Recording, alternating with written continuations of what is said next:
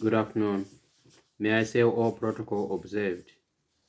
First, I want to pass my condolences to our fellow brothers and sisters in Tanzania for the loss of one of Africa's greatest leaders, President John Pombe Magufuli.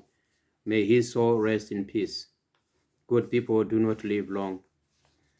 The simple definition of colonialism is the practice by which a powerful country directly controls less powerful countries and uses their resources to increase its own power and wealth.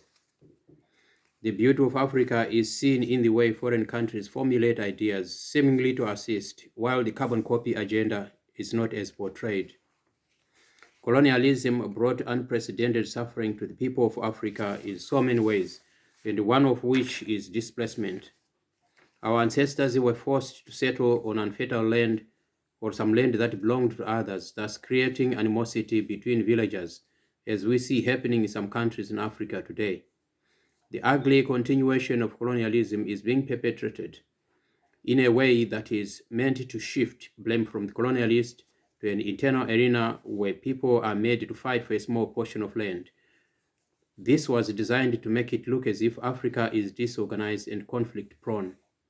Displacement dislocated families from their spiritual lifeline so much that each time they moved away to live in a new village, they rarely thought of taking the remains of their ancestors or relatives with them.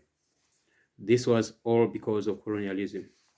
In the book of Genesis, chapter 50, verse 24 to 25, Joseph told his brothers to take his bonds back to Israel.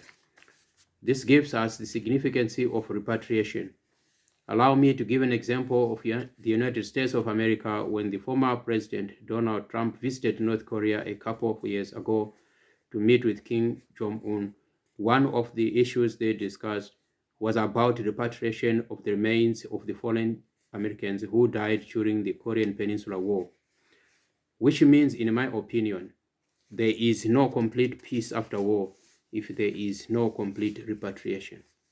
On the 18th of September 2018, I and Princess Major went to meet with the British Natural History Museum director in London to find out why the repatriation of the remains of first Chimurenga fallen heroes of Zimbabwe has taken so long.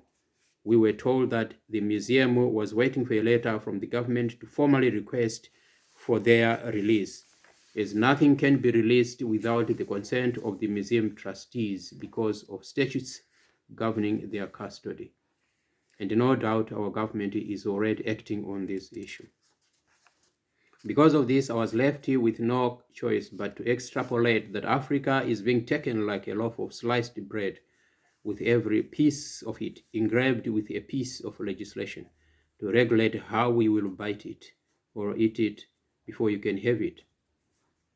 Why did they have to put such laws if it was not for the future perpetuation of colonialism? We were also told that it was not the fault of the British that repatriation was not done long time ago, but it was our own people who could not agree on the way forward because they were afraid of bringing a curse to the nation if wrong remains were repatriated.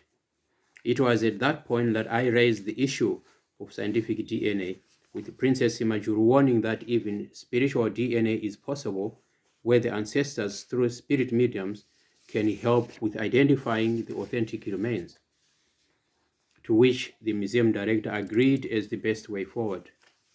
In my study of criminology, I was taught that the first crime scene witness is the victim.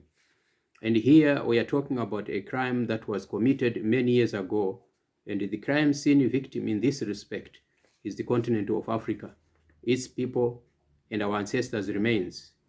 And we do not need witnesses for that matter to tell us that Africa is poor because of colonialism. Because of colonialism, Africa remains polarized economically, socially, politically, and geographically. The perpetuation of indirect colonialism is on the rise through proxy wars. The war in Cameroon, Central African Republic, Niger, Burkina Faso, Libya, Sudan, DRC, and Mozambique, just to mention a few, is the work of the enemy of Africa, meant to look as if Africa is disorganized and conflict-prone.